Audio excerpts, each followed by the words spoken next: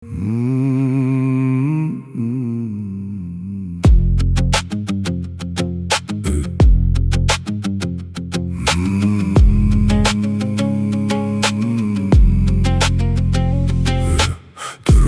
қара нанды жеп едім, бірақ оны қара екен демедім.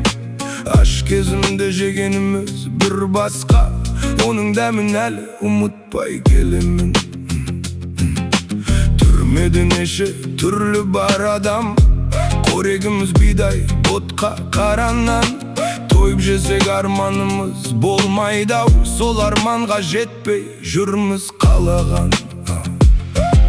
Шай дегенің аталасу жоқ шарай, аш болсаң да өз-өзіңдей тоқсана. Қажымағын, қайғырмағын, сыр берме, жыламағын, мейлі ұрып соқса да.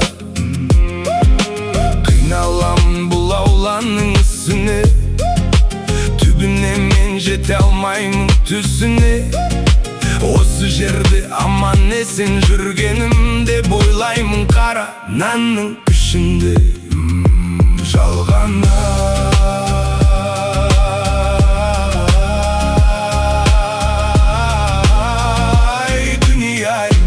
Дүние-ай, дүние-ай, жалған-ай.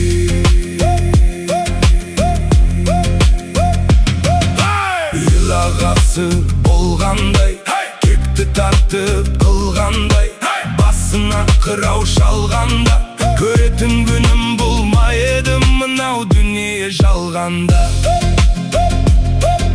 Жетпіске жақын толғанда, суыққа дене тоңғанда, беттім әрі оңғанда, түрмеде жалғыз отырмын, бұдан артық сор бар ма? Пайғамбар жастан асқанда, бойымнан қуат кеткенде, ақылымды айтып жастарға, отырар кезде Құдайым бетін маған тосқанда. Күш қуатым біткенде, өмірден сый күткенде, торға түскен қырамдай, тағдырыма қуанбай, не жазғаным бар еді. Азаптап қинап сұрайдай, бітпейтін несі бұл неге, дей алмаймын бірдеңе. Түрменің іші қараңғы соққыр етті адамдау, тығып қойдау.